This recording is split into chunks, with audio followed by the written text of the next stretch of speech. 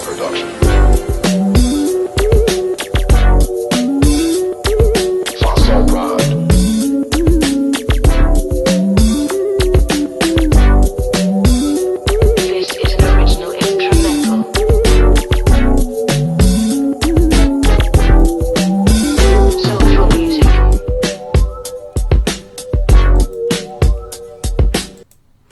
Ladies and gentlemen, Isaac Smith is running in the 8th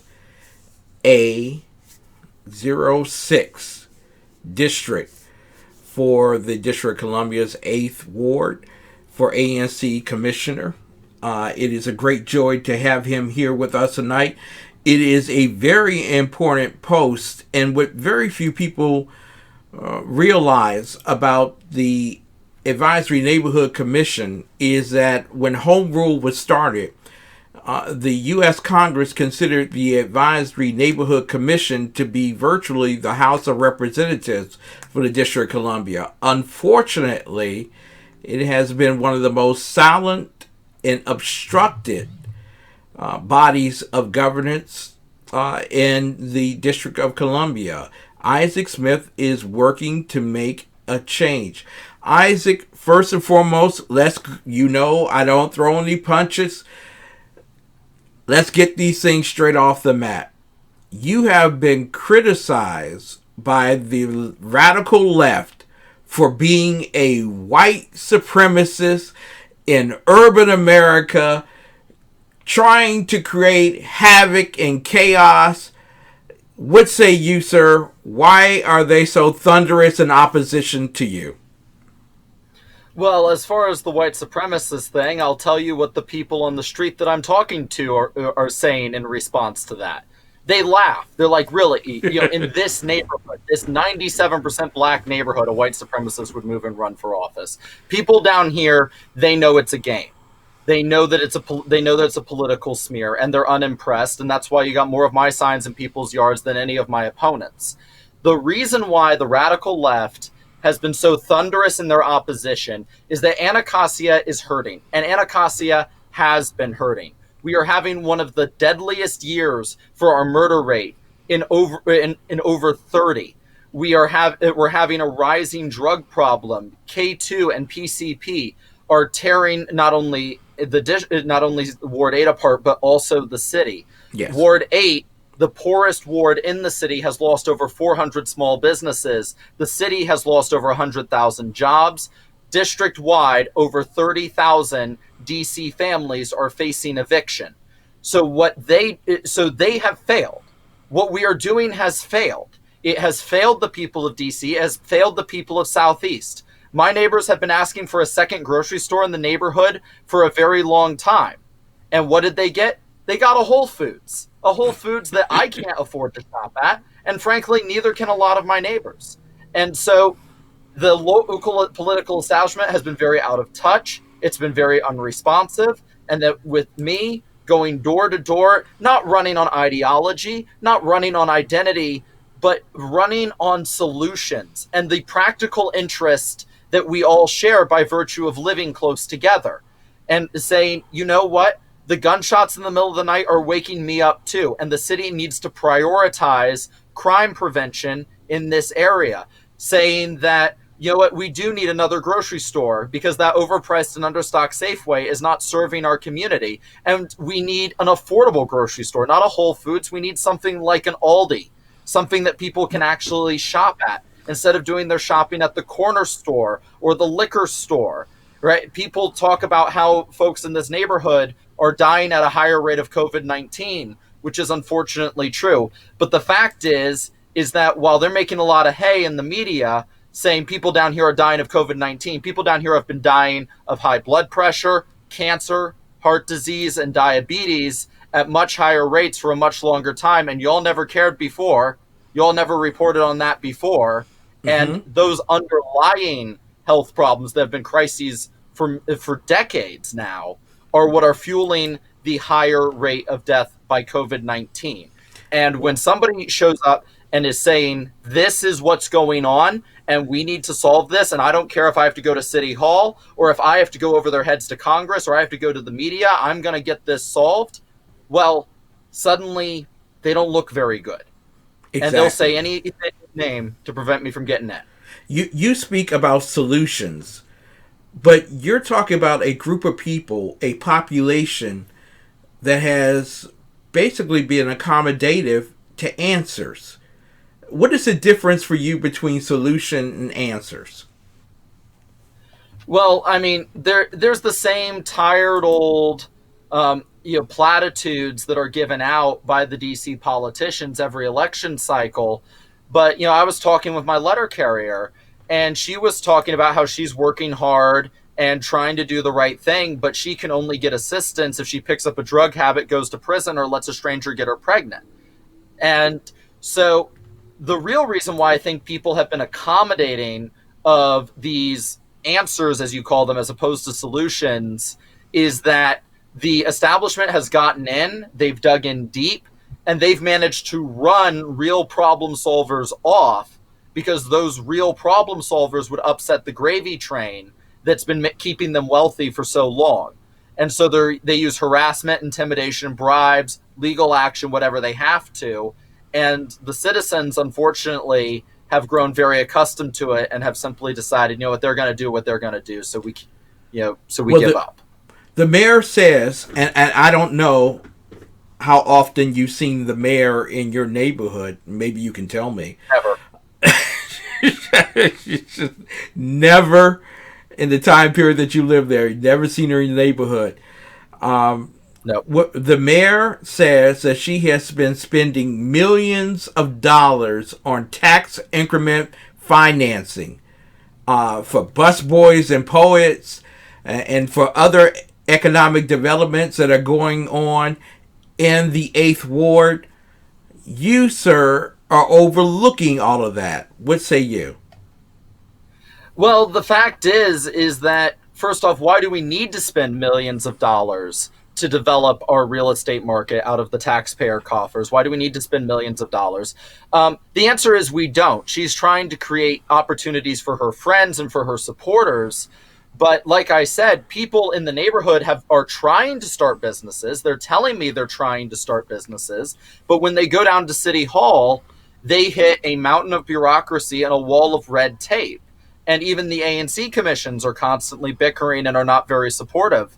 And so what I'm being told is that we're ready to develop the neighborhood internally. We do not need to rely on outside capital. That's the word on the street. We just need somebody who will stop obstructing the development that's already taking place. And will only stop obstructing that when we're no longer playing favorites with who gets to own a restaurant or who gets to own a store. Mayor Muriel Bowser was recently criticized for having over $200,000 in her campaign coffers for constituent services, and yet has spent absolutely nothing. Mendenson, the city council chairman, has had over $135,000 in his coffers for constituent services, but has spent zero, both of them, zero during the time of COVID-19 pandemic. Tell me, sir, how are constituents feeling about what the mayor and the city council are doing to them in your neighborhood as a result of the COVID-19 response? Well, I mean, they feel cheated, and they should, because those constituent services funds are exactly what they sound like. That is discretionary money that the city could do. Be like, the mayor could just be like, hey, let me cover your utility bill, or let me cover a month's in rent, or let me buy you some groceries. That's what that money is there for. It's discretionary. That's what that means. And we see Fred Hill, who's running a strong independent campaign for Ward 8 City Council. He's beginning to chip away at Trayon White, the incumbent Democrats' base. Why? Because the response to COVID-19, Trayon White went on vacation for self-care in Jamaica. Fred Hill doubled the pay of all of his employees for a period of 3 months, because he figured that members of their households would be losing jobs and that they would have expenses that they would have to cover. And Fred Hill employs over 400 people. Isaac, there are those, and you have neighbors right across the street from where you live, in an apartment complex, and you don't live in the wealthiest neighborhoods. We're not talking that you live over in Ward 1 or 2. You live in Ward 8. And you see that the parents of and with children there are most concerned about being evicted from their homes, despite what the president has tried to work on. Yet, this administration, Muriel Bowser, has a $100 million trust fund for affordable housing, $35 million specifically for helping those rental assistance. Why are they not using those funds at this point in your community? Well, I mean, it just goes back to what I've been saying, and whenever and why people are looking at alternatives right now, because whenever they have an opportunity, the funds are available to help people. I've pointed out that for the money it would cost to evict all of these people, we could pay everybody's rent for 3 months. It cost on actually even more than that, because it costs on average $10,000 to evict somebody in Washington, D.C. by the time you've gone all the way through the legal process. And so that being said, we need to have a long-term solution. These short-term reliefs are good, and I wish that they would happen, and I've been pushing for them to happen. But we need a long-term solution, which namely is getting people back to work, getting people earning their own money again, getting people to have opportunity again, which has been shut down here in the District of Columbia, and people are being deprived of it. That's why my slogan, you can see it right on my sign. Yes. Right there. Restore the jobs, relieve the debt. I'm talking not only of city debt, but also of personal debt, right? We need to restore the jobs, and then people can meet their debts, their financial obligations. We need to give people the ability to earn their own money. And that's what I want. I don't right now, rescue people. Right now, the District of Columbia is in stage 2 of lockdown, stage 2.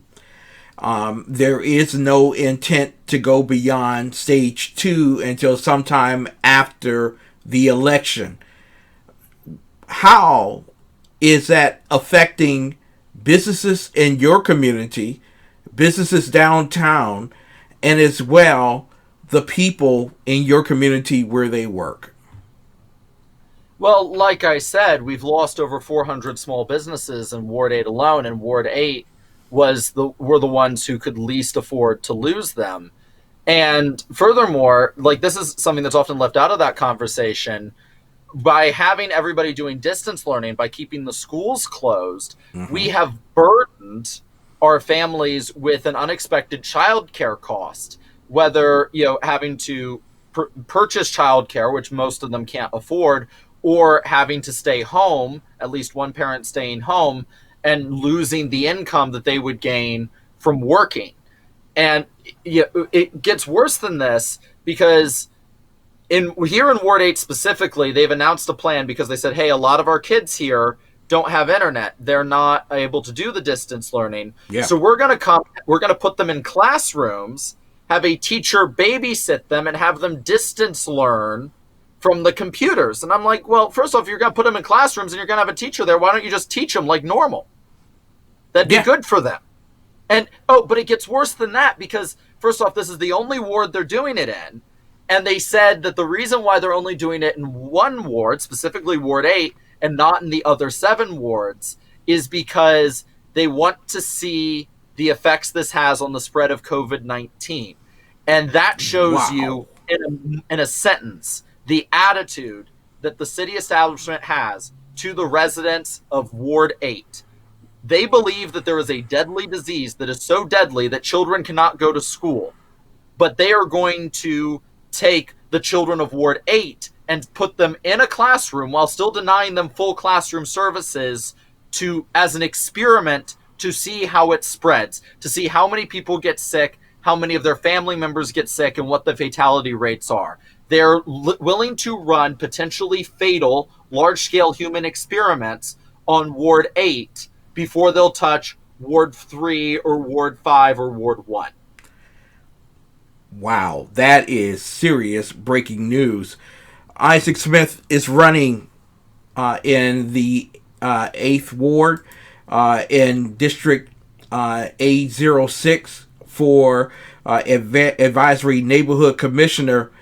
I am shocked that the news media has not picked up on that story, that children are being used for experimentation in D.C. public schools in Ward 8 alone. Would you consider that racial, sir? Well, I think it's driven more by class than anything else. There's only one color DC sees, and that's green. Yes. And so if they were rich black children, I'm sure DC would treat them with the utmost courtesy, but they're poor black children. And that's really the issue, is that DC doesn't care about its poor people and isn't concerned with solving their problems. And talking about the news media not covering this, I've gotten news media reaching out to me. The only thing they want to talk to me is about being a white candidate in a black district. When I try to talk to them about 911 response times, when I try to talk to them about bringing jobs into the area, when I try to talk to them about how to have good services that will actually help people struggling with homelessness and drug addiction, they don't want to talk about it. The only thing they want to talk about is me being a white candidate who's a registered Republican running in a black district. And it makes me sick, because I'm like, you're telling me that white people don't care about black people. You're telling me that this country is systemically racist, but when you have an opportunity to report on real issues that are affecting DC's longstanding black community, you ignore them in favor of the clickbait and in favor of racial issues. People are dying, and the only thing they care about is what color I am.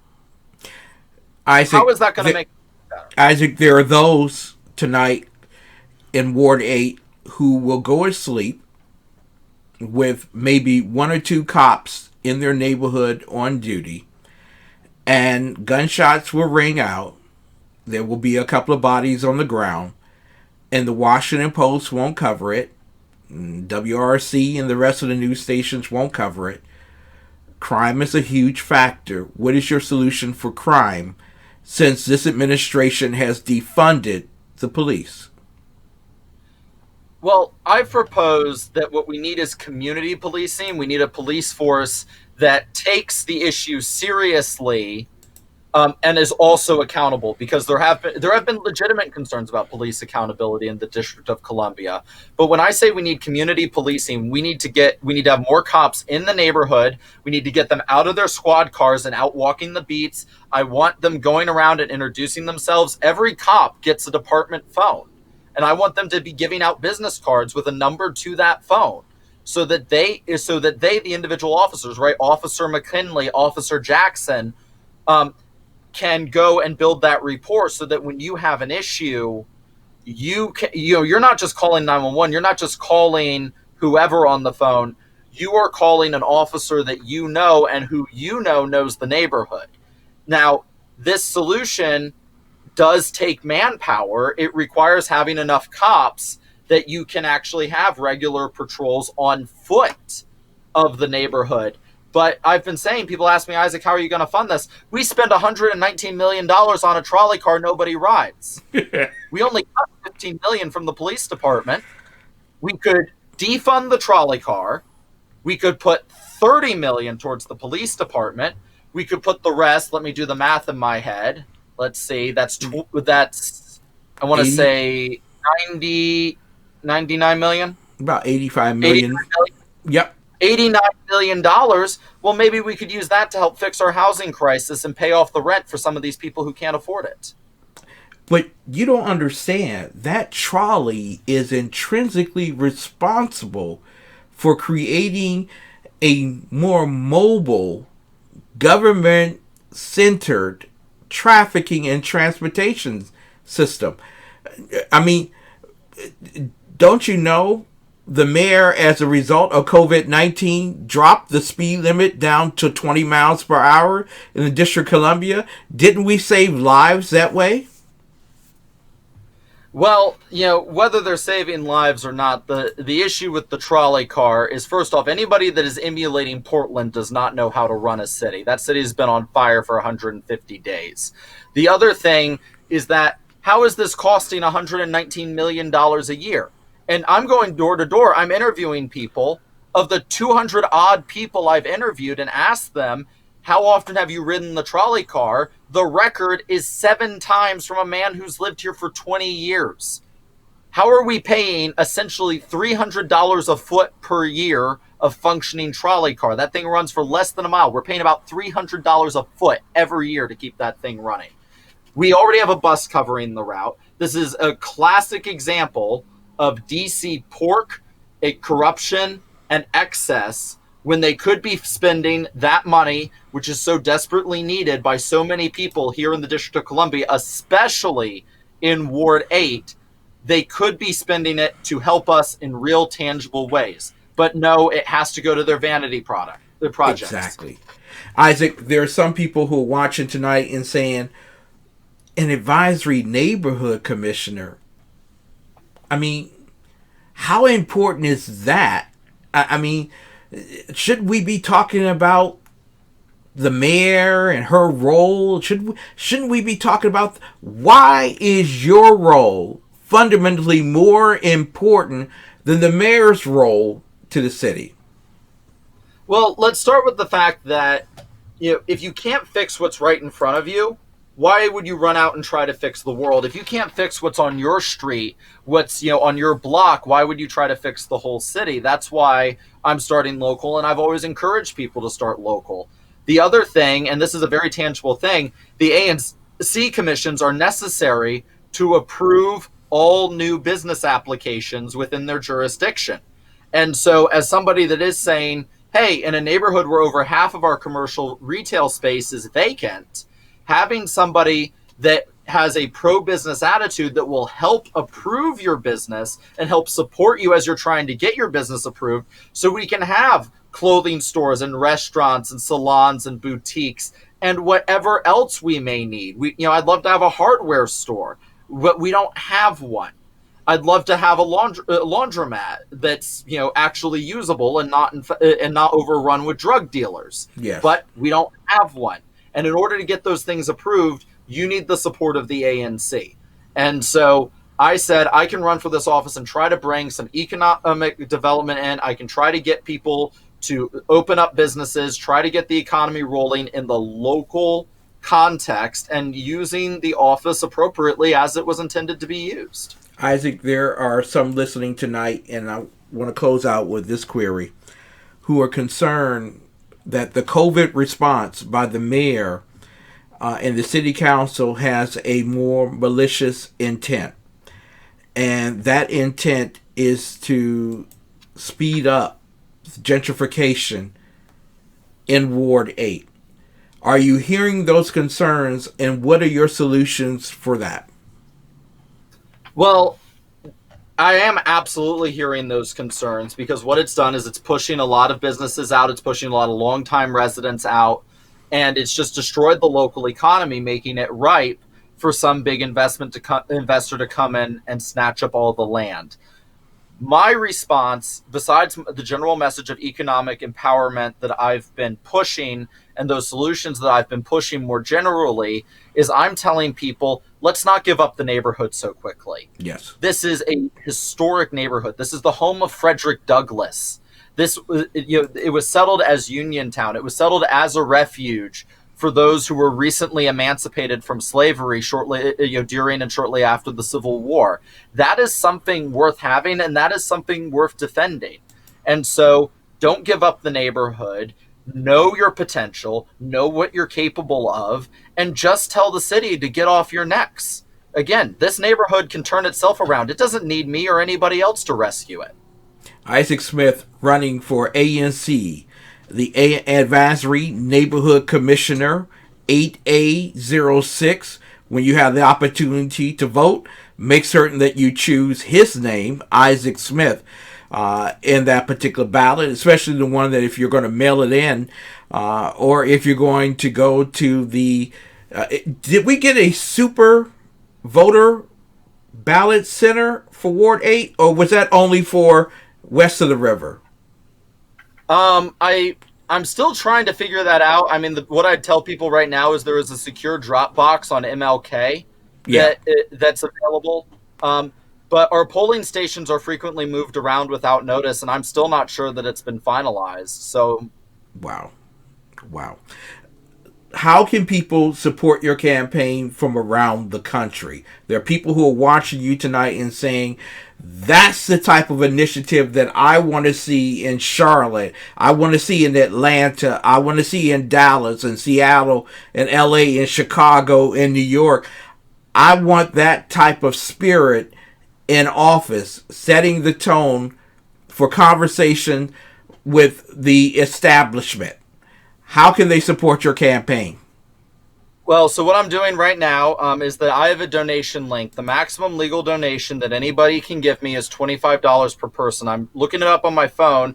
I'm going to send it directly to you, Ken. If you can show it up on the screen, if people go to that URL, they can see it, they can donate to me. Again, the legal maximum is $25 per person, so I know a lot of y'all can swing that. And as soon as we do, we will be in business, because see, like this beautiful sign behind me, everything else, I've got nice literature, I'm doing events. Your money is going directly towards the campaign, and I'm my own biggest donor. I've spent over $500 of my own money on this race, and everybody else can only legally give me 25. So well, like I said, that link should have just come to you, Ken. So if you want to put that up on the screen, that's the URL. If y'all want to send me some help. And like I said, the establishment wouldn't be scared of me if they didn't think I could win. It is Isaac Smith, DC, nationbuilder.com/donations. We will make certain when we come back from the break that we put that up for everyone to support your campaign. Ladies and gentlemen, this is the type of man who is willing to take the punches for the safety and security of people who have been silenced and virtually left astray. Yes, Ward 8, ladies and gentlemen, especially when you have a city council member who has a greater affinity with the criminal element than you actually have with the citizens. That be true. I be living here east of the river. I be knowing this stuff. Ladies and gentlemen, Isaac Smith, thank God for you. We look forward to your success. Ladies and gentlemen, we got to go to a break. When we come back from the break, ladies and gentlemen, you will have the exceptional one talking to you about Rudy Giuliani and what he has discovered about Hunter Biden and Joe Biden. And for the Fox News people, let me just let you all know, it's been authenticated. The emails are absolutely true. We'll be right back right after this.